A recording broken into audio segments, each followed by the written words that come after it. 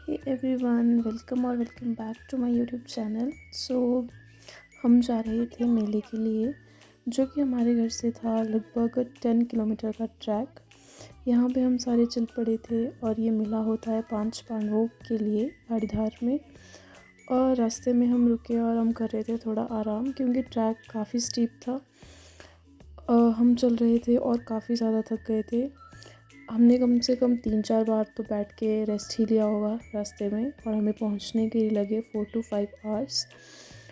और हम पहुंच गए थे, काफ़ी लोग जा रहे थे और यहाँ से व्यू था बहुत ही सुंदर। जैसे कि आप देख सकते हो वैलीज़ कितनी सुंदर दिखाई दे रही है।